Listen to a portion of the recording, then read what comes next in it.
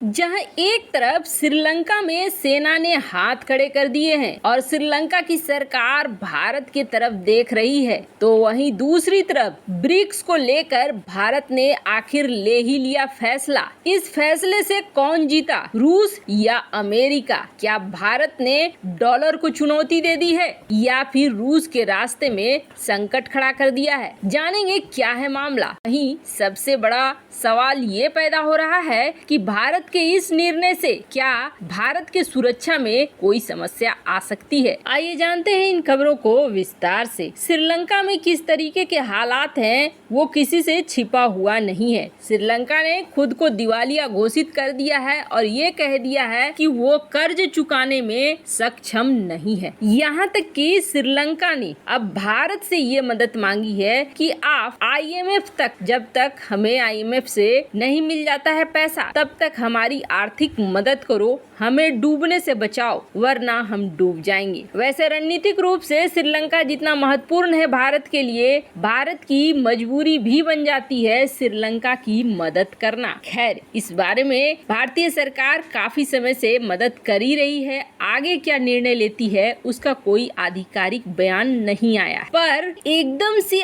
अलग कदम उठ गया है श्रीलंका में। और श्रीलंका में ये कदम किसने उठाया है? तो ये कदम उठा लिया है सेना ने, और ये बहुत महत्वपूर्ण हो गया है। मामला क्या है? मामला ये है कि श्रीलंका में एक जो पहले कभी नहीं हुआ था वो हो रहा है खाने पीने की कमी, यानी भूखों मरने की नौबत आ रही है। कीमतें आसमान छू रही है और बार बार श्रीलंका में ब्लैकआउट हो रहा है, बिजली में कटौती की जा रही है, जिसकी वजह से आम जनता सड़कों पर उतर आई है। और सड़कों पर जिस तरीके से उतरी है आम जनता, उनका गुस्सा फूट रहा है सरकार के ऊपर और सरकार की नीतियों के ऊपर। इन प्रदर्शनों में चीन के खिलाफ भी नारे लग रहे हैं और आम जनता का मानना है कि चीन को बेच दिया है उनकी सरकारों ने। पर इस बीच क्या हुआ कि श्रीलंका की सोशल मीडिया में और कुछ ऐसी खबरें आने लगी जिस खबरों में ये कहा जाने लगा कि श्रीलंका की सेना को प्रशिक्षण दिया जा रहा है कि वो कैसे प्रदर्शनकारियों को कंट्रोल करे। अब ये प्रोपेगेंडा था या फिर अफवाह थी, ये चीज निकलकर सामने आ गई जब श्रीलंका की सेना ने साफ साफ कहा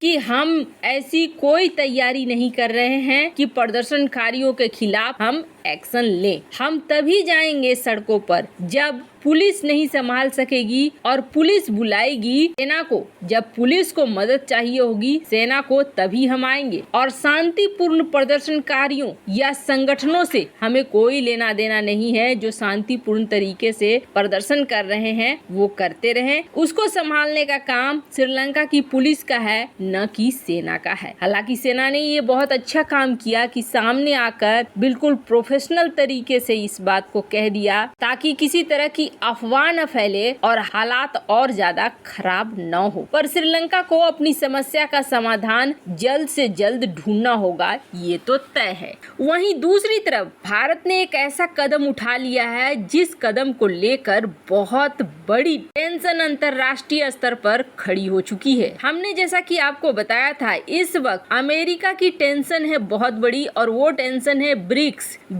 क्योंकि ब्रिक्स का अपना प्राइवेट बैंक भी है और इस बैंक से बहुत सारे देश जुड़े हुए हैं। अब अमेरिका की टेंशन ये थी कि ब्रिक्स अपने बैंक का इस्तेमाल कर सकता है और यहाँ 3 करेंसी सामने आ सकती है, एक युआन, दूसरा रूबल और तीसरा रुपए। हो सकता है ये देश आपस में ये विचार कर लें कि ब्रिक्स के जितने भी देश हैं वो इन 3 करेंसियों में व्यापार कर सकेंगे। अब इसके चांसेस बहुत ज्यादा दिख रहे हैं। क्यों? क्योंकि अमेरिका को पहले ऐसा लग रहा था जैसे कि भारत ब्रिक्स से दूरी बनाएगा। क्यों दूरी बनाएगा? तो उसके अपने कारण भी है। चूंकि भारत और चीन में विवाद है, भारत और चीन का विवाद इतना बड़ा है कि हाल फिलहाल में देखा गया है कि चीन के बायकॉट का कोई भी अवसर नहीं छोड़ता है भारत। पर आपको अगर घटनाक्रम याद होगा तो अचानक से चीनी विदेश मंत्री भारत पहुंचते हैं। अब कहीं ऐसा तो नहीं नहीं है कि रूस ने चीन को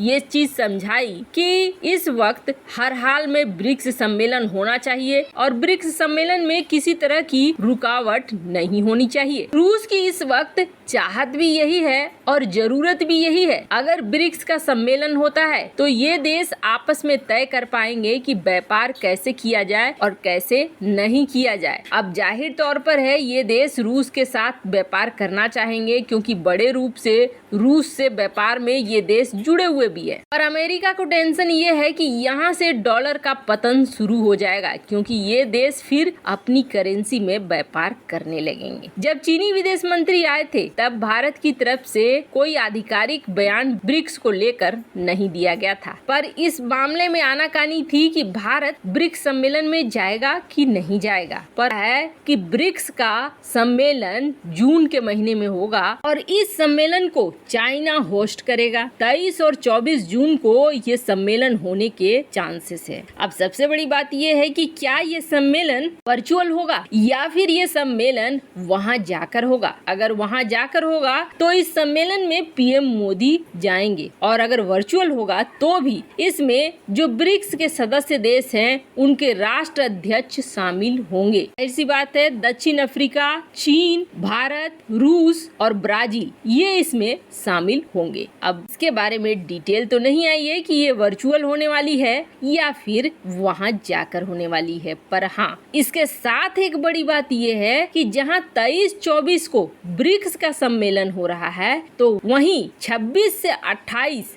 G7 का मीटिंग हो रहा है और ये G7 की मीटिंग वही मीटिंग है जिसके मामले में ये कहा गया था कि जर्मनी शायद भारत को बुलाए या न बुलाए ये देखना होगा, पर जर्मनी ने बाद में ये कह दिया था कि नहीं हमने इनविटेशन भेज दिया है। चूंकि बाकी देशों को इनविटेशन भेज दिया गया था, भारत को लिखित रूप में बाद में भेजा गया या फिर भेजने में देरी हुई, इसे लेकर ही ये बात उठी थी कि शायद भारत को जर्मनी नहीं बुलाएगा G7 में। पर अब इसके तुरंत बाद होने वाला है G7 का मीटिंग और भारत की तरफ से पीएम मोदी इसमें बुलाए गए हैं, तो हर साल जैसे वो जाते हैं वैसे ही इस साल भी जाएंगे। तो यही जताई जा रही है। अब ब्रिक्स के बाद G7 की ये मीटिंग बहुत ज्यादा मायने करेगी क्योंकि जाहिर तौर पर G7 पे बात होगा तो रूस के लिए ही बात होगा और रूस यूक्रेन युद्ध पर ही चर्चा होगी। वैसे आपको क्या लगता है ब्रिक्स के सम्मेलन के लिए हाँ बोलकर भारत ने सही किया या नहीं किया? मेरी राय में ब्रिक्स के लिए हाँ बोलकर क्या आपको लगता है कि ब्रिक्स के लिए हाँ बोलना जरूरी था? नहीं तो भारत ब्रिक्स से भी जाता और G7 से भी जाता। क्या ऐसे में कम से कम भारत के हाथ में ब्रिक्स तो है ताकि ये पश्चिमी जगत हुड़की ना दे सके। कमेंट कर अपनी राय जरूर बताएं। जल्द मिलते हैं अगली वीडियो में नई खबर के साथ।